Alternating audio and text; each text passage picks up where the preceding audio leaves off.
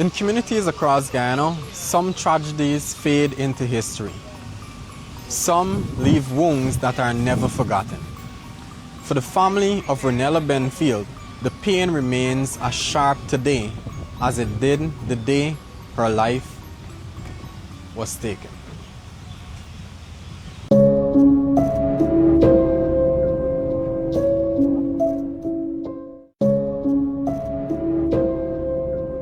Ranella was a very jovial person. She was joyful, like people around her laughing and them things. She had a very pleasant personality, you know. She had very high self-esteem, you know. Always got a, a tenderness in her heart, towards, mankind or everyone. I was working at the region, and Ranella would bring my food out for me. Then Ranella had a way, I used to weed, and Ranella would come and help me rake up. Some of the best memories is like when, when I got extra work to do, she always said, oh, she used to babysit the last of my children, the two little ones. She is the one who always babysitting them. Like if, you're gonna go out, oh, but I used to give you a little thing, I used to pay you and all these things, It wasn't enough now, but, I still used to give you. She like call me I big man. So she used to make it look like if, hey, me you make joke. This one stand out, and this was the day before she died, because I came home, I was at work, right? I was at work and, it's like, I keep getting these feelings, get away from work and go home and cook something nice for your family. So, it was a Friday. I said, I'm going to get away. I got left 3 o'clock. So, I left. The afternoon was kind of rainy. So, I buy what I had to buy. And and then I went up. As soon as I went up, 5 minutes after she came. Well, she came and meet me up because I went to the daycare to collect the sister. Right? So, here she. So you come home early here, she, mommy, girl, I hungry. I said, girl, meet her. I said, watch, I buy all these things here for cook, but you want me tired. She said, girl, I tired too. Here she want me buy a kind of white pudding. I said, if we buy a kind of white pudding, we gotta find things for dinner later. Here she, all right. We gonna go, here she. You buy the white pudding and I gonna buy the, we gonna go down at Claymont and we gonna buy a tennis roll with cheese and a tin of milk. We make this for dinner. But I said, I get 500 and I gonna buy the kind of white pudding. So I said, all right. So, and we end up doing the thing, and because we did tired and thing, I said, well, watch. We don't eat, we still got to cut up them thing for cooking in the morning, right? So here she, mommy, in the morning, we do the, I tired. I said, girl, I tired too. So I don't ever forget the one, even though there are plenty others, but that was the, the last, hours, and the Saturday morning now, if I could elaborate. The Saturday morning now, I said, watch. I said, I'm going to cook early and I'm going to bring you lunch for you. She said, mommy, don't fight up, man. I'm supposed to come home already. I said, you sure? I said, because I don't feel a rob you, Here she, mommy, I'm going to come home early today. Don't fight up. You say, all right. And that was the last. She left and she said, I love you, right? And then we kissed each other, and that was like the last. But behind the memories, mostly happy, lies a tragedy that shattered an entire family.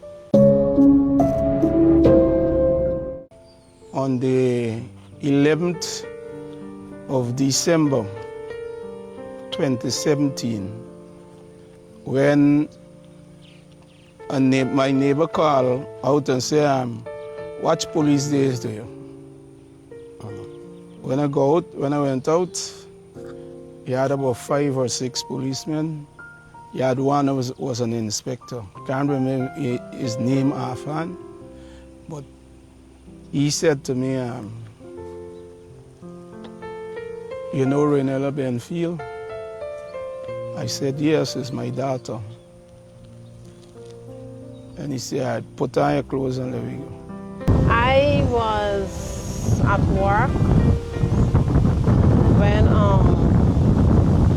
was at work when I got the phone.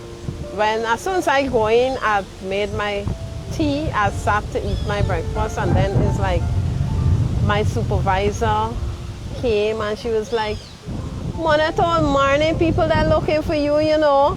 I said, well, I just come. Here she.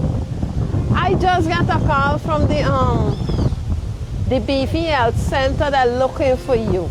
They call for know if you come to work. I said, well, it's now a reach. I said, what do they want now? Well, when she told me Beefy Health Center, I said, oh God, like they find this girl, you know? It just kind of come to my head, even though a part of me still want, you know, like thinking, but when I leave home the morning, I told my husband that I said, watch, I get my food in my bag, I get my water and my juice. I said, I left him for go to work. I ain't sure if I'm going to work. I go in and look for my child and bring she home. She coming home. I bring in she home. And when I left home, that was the intention. But then, you know, I left and I go. And then the bus are going down and something just felt wrong. Her body was discovered in this cemetery. Her face was brutally mutilated. And over 8 years later, the question still lingers. Who killed Ranella Benfield? It hurt us, and I think I went into a depression state for like a days, because it's like, to me this child ain't dead, because you know, you see somebody peaceful just a morning, you know, and then all of a sudden you're hearing, oh, she dead. You know, how that could be, you know, it's like you plan for hot me head up, you know, because you left home good morning.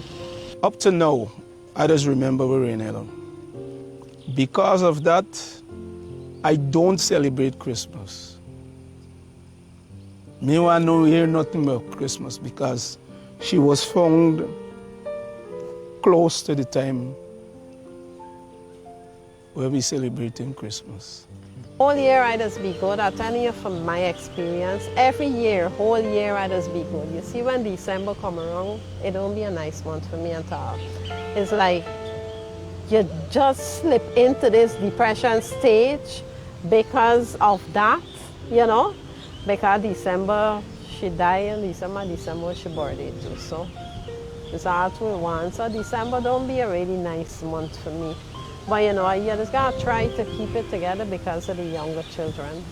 All I'm wishing that the police solve Ranella's case very quickly, so somebody can be held accountable, somebody or a group can be held accountable for Ranella's death.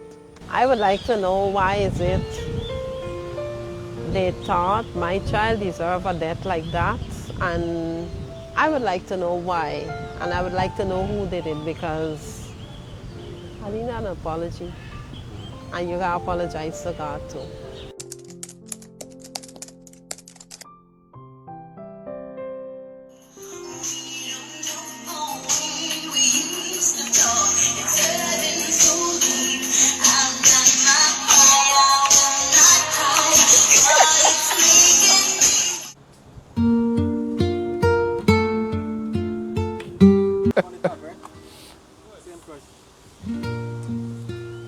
If Ranella was here, I would have liked, as a father, to see Ranella develop her life and blossom.